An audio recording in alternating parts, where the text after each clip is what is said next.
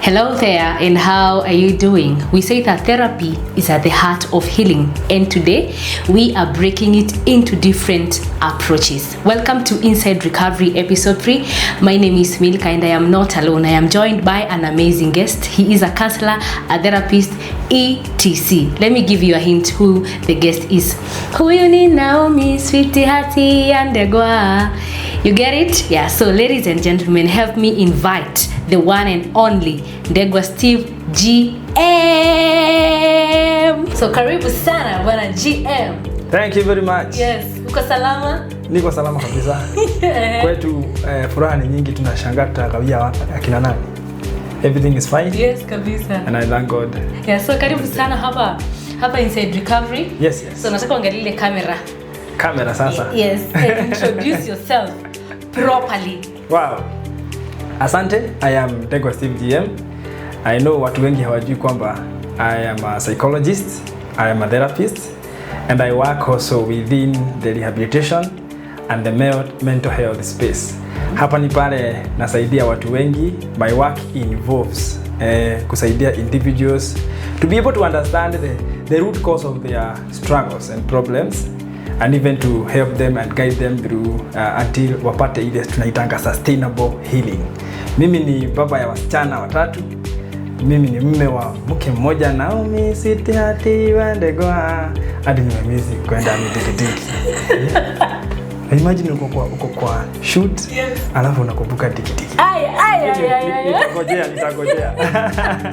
Nitagojea as we continue. So apart from that, I'm also a pastor and also an actor. Yeah, thank you. Yes, a very good actor. Anatu direct. Kuna kitu hujasema wewe ni director wapi? Mimi ni director wa the Big 7. Yes. Big 7 pale tunafanya ku-act na zile acting zetu ziko objective. Yaani ni katika mambo ya kusaidia watu katika life, marriage, relationships, yes. Anxieties, recovery, addictions, all those things. Pamoja mpaka Milka na wengine. No, huyu sasa. Yeah, so ladies and gentlemen, that is our guest today, Ndegwa Steve GM. Umesikia yeye ni nani? Ni counselor, therapist, ako mambo zote. And so karibu sana Mr. GM hapa. Hapa tuna mimi and our viewers tunasemaga tunakuja kulearn. We don't know. We need counselors, we need those therapists. Ndio sisi tujue na pia sisi tukijua tuna educate others. So karibu sana. Asante. So before you came, niliwaambia leo tunaongelea about therapies. Yeah. Na nikasema kuna tagline nilisema hapo that therapy is at the heart of healing. So unataka utuambie for those who don't understand therapy kwa hii context ya recovery. So what is therapy in this context ya recovery? Wow, yes. Very important. As I have said that I work within rehabilitation and mental health space, where my work involves majorly to help individuals to understand the root cause of their struggles, be it addiction, be it trauma, be it recovery behavioral issues or patterns in their lives.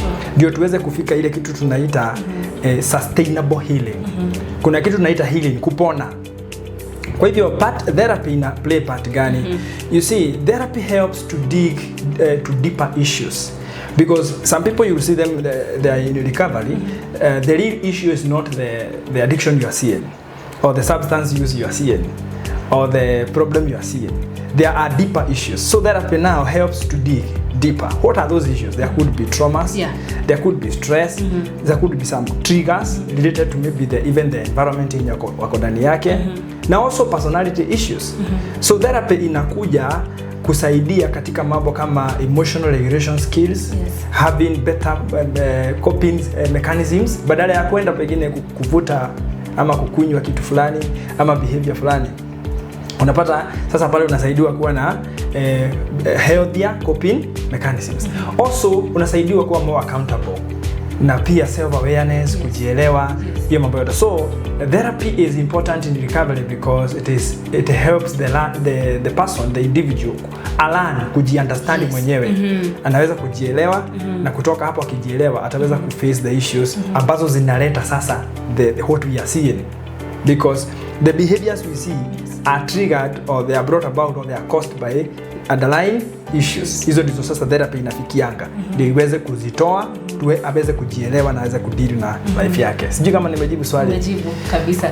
So unataka utuambie why is therapy important part of rehabilitation programs? So hizo therapy mbona zinakuwaga like why are they important kwa hiyo journey ya recovery hiyo kwa rehabilitation programs? Juu last time tulikuwa tunaangalia about rehabilitation programs. Na tukaona kuna I think counselor mwenye nilikuwa naye alitaja therapy. So nataka utuambie why is therapy important part of rehabilitation programs? Exactly. Yes. Let me use a practical example for the viewer to be able to understand.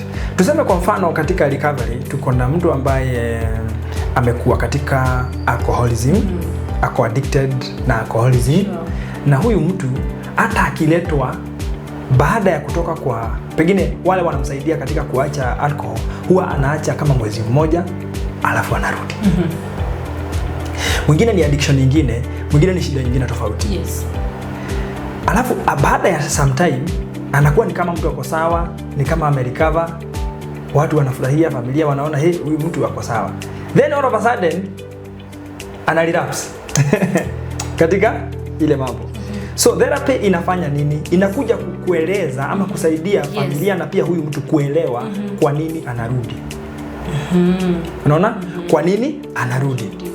Na hizo reasons za kurudi ndizo sasa zitakuwa sasa zinaangaliwa. Na the therapist is able to come up with a list or even is able to help the individual understand or see. Unajua therapy ni kama kioo. Ukienda kwa kioo, ukisimama kwa kioo, kioo kinakuonyesha ni wapi kuna shida. Igawa kioo hakiwezi kutoa ile shida, wewe ndio utaenda kushughulikia. Lakini at least kimekusaidia uone shida.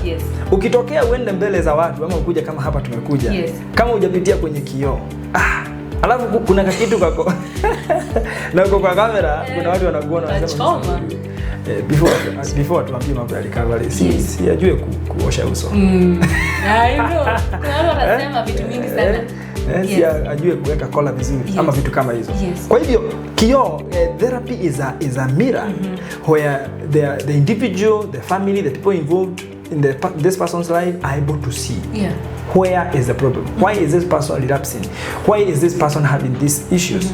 So at the same time this person will be helped to understand tabia yake na behavior yake iko related aje na personality yake na anaweza kupa aje kwa sababu personalities are also different. The therapist may also realize that maybe shida ya huyu mtu ni meaning in life. They don't have a meaning, they don't have a strong reason to live. They don't understand their purpose, they don't understand their identity. So unakuta therapy inaweza kusaidia huyu mtu kuweza kudeal na hizo mambo na huyu mtu ataweza kuelewa kwa nini anarudi. So through therapy, ikiwa katika the process of recovery, na hii therapy ikuwe comprehensive, ile ni comprehensive therapy, huyu mtu anaweza kuta kwamba go through recovery successfully na hatarudi katika ile shida tena kwa sababu ashaelewa na ameweza kudeal with those things, even being more accountable. Also therapy increases support. So huyu mtu amepewa support, kuna ile follow up na anaona at least kuna mtu ananielewa. Na you see we also have different types of therapies. So zote zinaweza kusaidiana kuweza kusaidia huyu mtu kuelewa ili asiweze kurudi pale tena. Fantastic. Wow. I hope you are taking notes. Me take note that therapy is like a mirror. So without forgetting, this program is sponsored by NCP, New Chapter Place Counseling and Rehabilitation Center. Tuko hapa Sukari. They are dealing with mental issues. They are dealing with addictions. They are dealing with counseling, all types of counseling. They are dealing with psychiatric care, all those. So their number is here. You can call them. Na utasaidika kabisa. So Mr. Ndegwa, umesema kuna types of therapies. Exactly. So unaweza to explainia what are these types of therapies that we have in a rehabilitation center or program? Important. Important. Unajua ndio tuweze kuangalia sasa types of therapies. Ni kama vile ukienda hospitali kuna types of antibiotics ama types of treatment. Kuna surgery, kuna just a check up ile tu kuangaliwa, kuna ile interview unaweza fanywa na daktari anakuuliza maswali, anaweza kujua shida yako iko wapi. na pia kuna ile kulazwa hospitali. So katika therapy pia kuna types tofauti na zinapelekana na shida ya mtu. Okay. So wacha kwanza nataja shida alafu nasema therapy gani type inapelekana na hiyo. Okay. Kwa mfano watu ambao wamekuwa na negative thought patterns, kila wakati mtu anajipata akifikiria vitu mbaya. Yes. You are so negative. Hata mind zenye unapatanga, ndoto zenye unaota, vitu zenye unafikirianga, thoughts zako zote unaonanga tu mambo mabaya. It's hard for you to think positively. Even about yourself, about your life, about your choices, even visualizing a happy future, everything you see it in a negative way. So for you to be able to deal with those negative thought patterns, a therapist is going to use a therapy type we call the cognitive behavioral therapy. Particularly for people who are dealing with the negative thought patterns. It is very important for someone who has been relapsing. Unaacha kama ni drug abuse, a substance use, unaacha unarudi. Unaacha unarudi. It's like a pattern. Huyo mtu wa relapse anaonyeshana kuna negative thought patterns zenye zinafanya akose kusustain a healing process yenye inaweza enda kwa muda mrefu. Yes. Na pia mtu mwenye sasa hiyo mambo ya addiction, mtu wako katika addiction, hiyo ni pattern ambayo ni nzuri sana kwake. So we also have the dialectical behavioral therapy. Hiyo nayo ndio ni rahisisha kila mtu aelewe. Ni wale watu wako na intense emotions. Kwa mfano hasira zinakuwa ni mingi sana. Anxiety inakuwa ni mingi sana. So mtu mwenye anashindwa kuregulate their emotions. Emotional stability ni shida kwake. Kwa mfano kuna watu unipigia simu na wananiambia, counselor, mimi kana nikisumbuka mawazo. Sasa zingine nasikia tu nimeboeka yani hata sijielewi. Naweza amuka naanza kutusi mume wangu, alafu najiuliza nimemtusi nini hadi. I know. Hapo nasikia mtu akisema, "Counselor, mimi nikikasirika nagonga hadi pusi. Jana nimegonga pusi teke." Nasikia meau. Anaulizia nini? Anakumbuka kitu tu kadogo. They are not able to regulate their emotions. Anaweza enda mahali kitu tu katajwe tu. Na si kitu hata inamhusu. Yes. Lakini ana take personal. Anaanza anaweza sema kitu kama hiyo kumaanisha ana overthink. So those emotional instability kama uko na shida kama hizo, the therapist will be able to use now the dialectical behavioral therapy to help you address that. We also have a group therapy. Ni pale sasa people with the same struggles are brought together. Na the therapist is there. And now we have built a small group, a small community of 3, 4, 5 people or even 2. Why? Hapa tuna enhance kitu tunaitaga peer help or peer support. Mimi niko na hiyo shida uko nayo. So tukiongea tunasaidiana. That peer support ni ya maana sana. Na pia hii group therapy inasaidia katika accountability. Kwa sababu unaweza gawanyisha, tuseme uko na kama 6 people. You are the therapist, you have 6 people with a common problem. We may pick like bipolar or even ADHD or even substance use. So unaweka wakiwa wawili. It's same group lakini you are my accountability partner. Nitakuwa na kulipotia what I'm doing because maybe there are assignments that are given or because you are given assignments by the therapist on what to do to overcome the behavior. So mnakuwa accountable to one another. So inasaidia pale. So in other words, you are able to see that you are not suffering alone. Some other people have the same problem that you have. So because there is what we call shared experience. We have a shared experience. That is the essence of group therapy. Ina provide your support. Pia kuna family therapy. Family therapy is very important in recovery because family environment is the most conducive, is the best environment. Okay. Family environment ndio ile kitu tunahitaji sana. Ile environment inahitajika sana kutengenezwa for recovery. Kwa sababu pale kwa familia ndipo huyu mtu anaishi. Tuseme ako katika rehab, si atatoka tu na atarudi pale. Especially the people huyu mtu amekuwa akiishi na wao. So a therapist may involve the family members wenye amekuwa akiishi na wao wakoje kwa therapy. Why? Hiyo inasaidia ku enhance trust kwa family members na wao pia kwa huyu mtu wao na pia ina improve communication. Na pale environment ile ya familia ikitengenezwa, unapata ya kwamba now we have a very healthy and supportive environment for recovery. Family environment hiyo inakuwa mzuri sana. Kwa hivyo family therapy is important for relational issues. Unakuta hizi vitu mingi ambazo zinaleta watu katika rehabilitation, pengine behavior zako zimeaffect even relationships zako pale nyumbani. Kwa hivyo watu wengine juu hawaelewi ni nini hii unaendelea, unafanya. So therapist ana uwezo wa kuelezea hawa watu waweze kuelewa huyu mtu wetu si kwamba ameigiwa na pepo. Hapana, ni shida imeingia, tunafaa kumsaidia. So instead of cursing this person, now you begin helping this person. So family therapy is important. We also have other types like the faith-based counseling or therapy or spiritual support, because you will find some clients in recovery, they are looking for a meaning in life. Their major issue is that they don't have a meaning, a purpose, you know. They need to dig deeper and know who I am, identity, purpose, meaning in life. So that way, a spiritual counselor is able to help them to have a strong identity, a strong reason to live, a strong purpose why they are here on this earth. So those are different types of therapies. Of course, there are others, even the person-centered therapy, where now the focus is on the client because they have personal issues that they are going through or they need to share. Maybe that is the main reason, the main trigger why they have been in the behaviors they have been having. And those issues they don't want to share with anybody, they don't want them to be public. They are very personal. Especially anything related to sexual issues.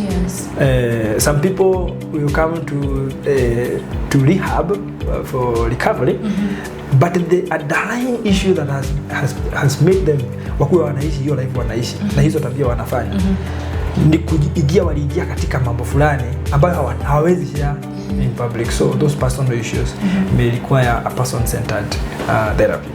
Fantastic. So I think kuna one-on-one therapy, the individual therapy. The individual personal therapy. Hiyo ndio umesema hapo. Okay. Exactly. The one-on-one, the personal therapy, ambapo sasa kuna personal issues ambazo like hawezi share na mtu mwingine, it's only they need to be dealt with. On our last how do we call it? On our last episode, guest mwenye alikuwa alituambia that family support is very important kwa hii journey ya recovery. Nimesikia umetaja kuna family therapy. So how important is family therapy kwa hii journey yote ya recovery? Maybe to their loved ones wenye wako huko ndani. So how is it important? Good question. Yes. Number one, inasaidia kuenhance maongeano, conversations and communication at home. Let me tell you why I'm saying that. Huyu mtu mwenye ako katika hii shida, mwenye ako na hii struggle, wengi wao wanakosa mtu wa kuambia. Na unajua usaidizi katika life hutoka katika mazungumzo. Hata kuna proverb fulani katika our language inasemanga mambo yote husuluhishwa katika mazungumzo. So one thing that family na hiyo language inatoka vizuri. Inasema inapotea ni kitu takiu. Nikikumbuka nitakwambia, lakini inasema ni katika watu kuongea ndipo unapata solution. So kwanza kabisa family therapy ni important, maana ina enhance communicate, ina improve your communication. Kitu ingine kama vile nilikuwa nimesema, kama kuna relational issues kati ya huyu mtu na mke wake, mume wake, mama yake, babake, sister zake, watu wenye wanaishi na wao, wafanyikazi nyumbani, because they also become part of the family as long as they are living there. So hii family therapy inawezanga kuleta forgiveness and reconciliation. So inasaidia kurahisisha mzigo wenye uko katika maisha ya huyu mtu na kumpatia more reasons za kukua healthy na kukua sawa. Na hii family therapy pia ina enhance support. Maana sasa hawa family members wataweza kuona the need to support this person. Wale walikuwa washakuwa resentful. Maana kuna watu wanasema mimi sipetangi ofudhi. Mtu alisiniaje hata kufanya hizo vitu. Mimi msiniletee. Ndio hiyo ni mark. you see. So that's our family members. Your family therapy inasaidia how family members kuona the need to support this person mentally, even financially, because also therapy is costly. Yeah, it's true. Yeah, so even financially, even spiritually, even pray for them and everything. So you are not alone. You are able to work with some people, and the family is the most reliable unit ambayo inaweza kukusaidia kama wanaweza kuwa tayari. So therapy inasaidia katika haya mambo yote. Na pia hawa family members, kuna wengine wameshashikwa na stress. Yes. Wengine wanaingia kwa depression because ya huyu mtu wanampenda, na pengine kuna mambo ambayo yameingia pale. So that family therapy may also help identify members in the family who need specialized therapy, even personal therapy, ambayo ni kwa sababu ya zile shida zimetokana na hii kitu. Yeah. Fantastic. So if you're there and you have your loved one pale kwa kwa rehab, tumesikia family support is very very important kwa hii journey yote ya recovery. Pia hiyo family therapy, you be going family therapy, mkiwa pamoja, at least your loved one asikia akiwa supported. So GM, yes. Let me ask you now, how do therapists know the best now, the best fit for this client? Like utajuaje akikuja client akikuja, so utajuaje anahitaji this type of therapy? Yes, how do you know? Very important. There must be a very comprehensive assessment of this client first. What do I mean? Number one, you need to assess the history of the individual. Ndio uweze kujua sasa ni therapy gani huyu mtu anahitaji. You need to do a thorough a historical research of this individual. What are you researching? You are researching traumas. You are researching childhood experiences. You are researching behavioral patterns. You'll be able to see, do we first need trauma therapy? By the way, I did not mention trauma therapy. It's one of the examples of therapy. Okay. Yeah, trauma therapies is a therapy is where you see most people in recovery, in the rehab, they have unresolved traumas, most of them. So you can, in a safe way, without re-traumatizing the individual, help them understand or be able to address the emotional wounds that have resulted from past traumas. Or in other words, past unhealed wounds.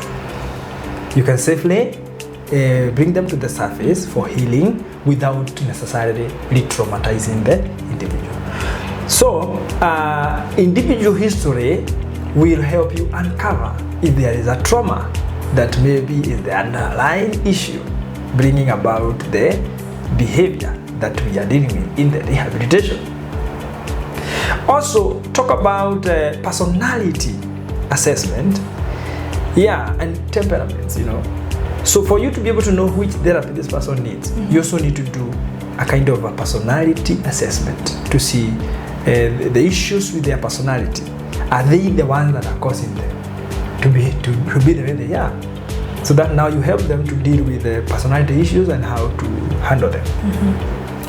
Of course, for you to know the best therapy, you also need to see what is this person lacking. Maybe what they don't have is support.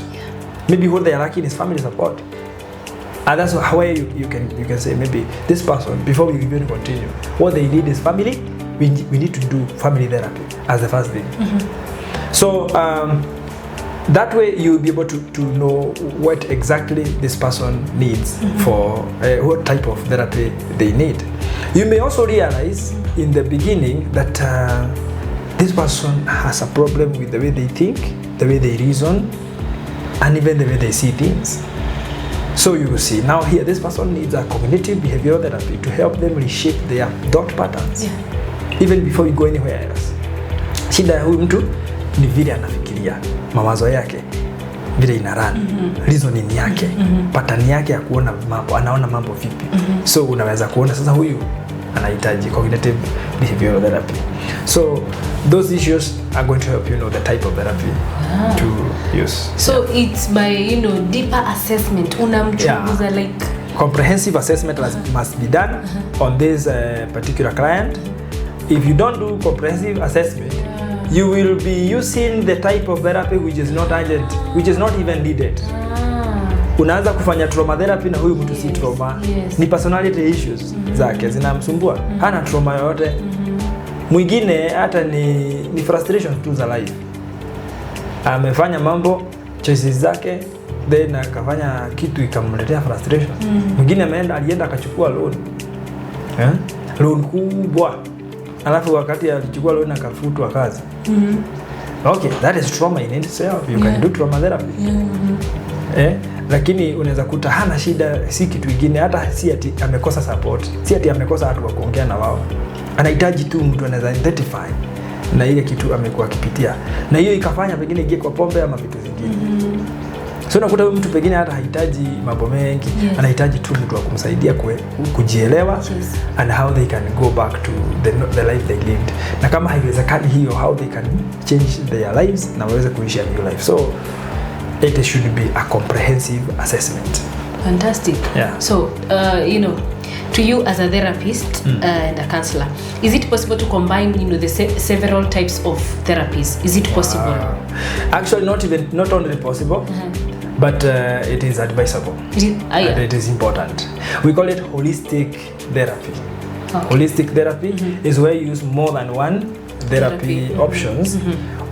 These therapy options will complement each other to provide support for the full person. Support for the full person. What do I mean? Everybody has different aspects. Emotional aspect, mental aspect, spiritual aspect, social aspect, intellectual aspect, mental aspect, and the physical aspect. All those are in one person, everybody. So holistic therapy will help to address the spiritual issues, address the social relational issues, intellectual thinking and cognition. Mental are the things to do with the health of their mind, Also psychological and emotional aspect is how they deal with stress, how they handle emotions, emotional stability. Physical aspects, because of the psychosomatic illnesses. Those are the things you feel in your body, pains and tightness, not from any medical reason, but because mentally you're not okay. We call it the mind-body language. So, holistic therapy is important because it deals with all those things, whereby you can combine one or two or even three. For example, you have this one client who needs 3 different types of therapy. They need the cognitive behavioral therapy for personal issues, or maybe they need personal therapy for their personal issues. They also need group therapy because you have realized they lack support, okay? Or even family therapy because they lack that. You may also engage them on spiritual or faith-based therapy because you have realized they lack meaning. They don't even see why they should stop the addiction. Because they don't see why life should be taken so serious. So I want meaning ya life because by the way, let me tell you, kuna watu wanashanganga nini hii mnachukulianga serious na life. Kwani life hii mnachukua hakuna kitu kubwa kwa life hizi. Ni kuzaliwa na tena kudeli. Siku ya Mola ikifika juu mnaenda. Sisi wote hapa tuko tuwanda. So kuna watu wewe unataka therapy, unataka go through therapy. Yes. Apone aweze kuishi maisha yake vizuri. Lakini yeye anashangaa wewe nani amekwambia maisha yako ni mbaya? Mimi niko fit tu. Tumesema life ni wonder. Ukiondoka hakuna rehearsal. Hakuna kurudia tena. So that person needs spiritual therapy also. Apart from any other thing. Yes. To develop, to understand, to have a strong meaning of life. To have an identity. At least to know they are here on a mission. To have a goal, what do I want to do in this life? Which impact do I need to create in this life? So that's why holistic therapy is very important. Fantastic. Yeah. I think now, our second last question is now, what challenges do people face when they are starting, therapy. Wow. Yes. Actually, challenges are there. Kibao. Tunasema kibao ama kibao. Kibao. Hey, unajua kwa nini Nyeri? Naelewa. I remember kuna mtu mmoja alinimonize sana ukifika kule college. Because nilikuwa nasema kitu anacheka. Huyu msichana penye popote ulipo Mungu akubariki. Juu kicheko yako hata kama iliniudhi hiyo time ilisaidia. Nilikuwa nasema nataka kuenda class.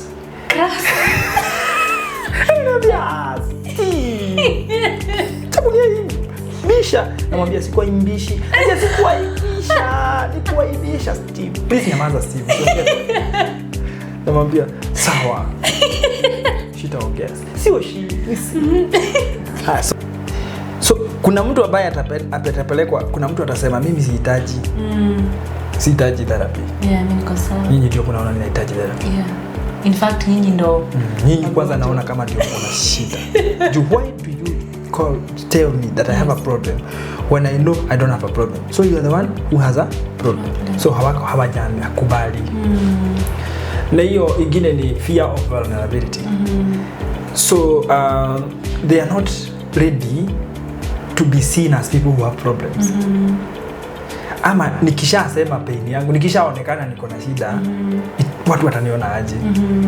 So hiyo fear of vulnerability ni kitu moja inafanya watu, ni challenge moja katika nini. Also resistance to change. There are people who don't feel like they are able ama pia wanaweza feel wako able to change. Yes. Lakini the moment they start trying to change, they are unable. Wanajipata wana face difficulty in changing their behaviors. So that can also be a challenge. Also cost challenges. There are people who may feel I'm not ready to use my money on therapy or recovery. Na unajua ni kutojua kwa sababu kuna kitu unaweza liganisha na health. Yeah, it's true. Because hata kama ni milioni ngapi unaweza tumia, of course therapy is not that expensive. Kama hivyo nimesema, lakini unakuta even those cost challenges. And so many other challenges that may hinder people or that may make people feel ni gumu ku engage on, even emotional insecurity. Wengine watasikia mimi sitaki kukua emotionally vulnerable. Nishinde nikisema, nishinde nikiangalia, nikiulizwa maswali, nini hii mambo yote. So they feel just want to be like that. So those are some of the challenges among many that they may encounter when starting therapy. Fantastic. Yeah. So our last question is, now how do people stay motivated throughout therapy sessions? Exactly. Yes. Different motivations, like for example follow up. Tuseme kama ni therapist kama mimi ama kwa rehab yeyote ambaye yako pale, unakuta these clients when they keep on being followed, na hiyo follow up iko structured, iko objective, ina increase ile motivation ya ku remain katika ile therapy. Then ni kukosa kuwapatia so much of baggage of responsibility or assignments. Vitu kidogo tu, set small goals. Small goals that are achievable. Kwa mfano leo nataka kuona at least umesmile. Unaona? Something that is achievable. Pengine huyu mtu ailetwa na ukaambiwa ama pia yeye, the last time I smiled I can't even remember. So small goals that are achievable. And then akismile hiyo siku, you congratulate them. So appreciate every small progress.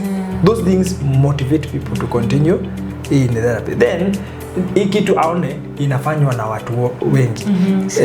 Sio yeye peke yake. Family iko involved. The center is involved. The therapist is involved.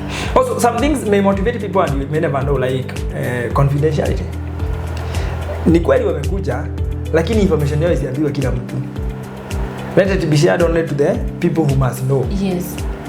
Yeah, so those things, they motivate them to remain in therapy, among others that may help them to remain in therapy. Yeah. Fantastic. Thank you so much, sir, for coming. Asante sana. Yes, we honor this. Thank you for honoring this invite. So nataka angalia kamera and now you talk to someone mwenye anaogopa kuanza therapy. Mimi naogopa kwanza family therapy, individual therapy, hizo vitu zote. I want you to talk to them and you give your contact. Wanaweza kupata wapi? Yes. Exactly, thank you very much. And kama uko hapo na wewe unaogopa kukuja kwa therapy, nikwambie ni important sana, kwa maana katika therapy utaweza kuelewa, katika recovery utaweza kuelewa why you need. Kwanza kabisa utasaidiwa kuelewa kwa nini unahitaji hiyo therapy. So kama umekuwa ukiona hujui kama unahitaji therapy, lakini umekuwa ukiambiwa hii kitu yako inahitaji uende usaidiwe, it's good you just make one approach, uweze kukuja na kuenda mahali ambapo unajua, ili uweze kuelewa kwa nini unaambiwa unahitaji therapy.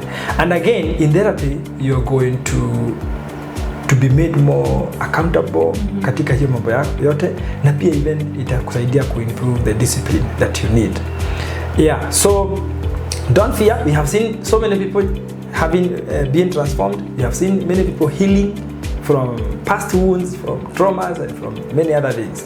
Wewe ulikuwa unakuja kwa sababu ya addiction ama behavior pattern fulani, lakini at the end of the day unakuta umeweza kudeal na zile traumas zimeishi kukuhaunt in life. Kama kuna behavioral issues ambazo umekuwa nazo, unakuta you are able to deal with them. So it gives you even more than what you were looking for. Mimi naitwa Degwa Steve GM. I am a professional psychologist and pastor and a family man. Now my number is 0786797014. Na mimi huwa ninachukua simu, huwa ninajibu messages. God bless you. Thank you so much to our beloved viewers. Yeah, that was our guest. So mmemjua sasa, and that is his contact in case you need therapy, you need counseling. Hiyo ndo namba yake hapo. Thank you so much for staying. Thank you so much for tuning into this program. My name is Milka. Until next time, have a lovely time.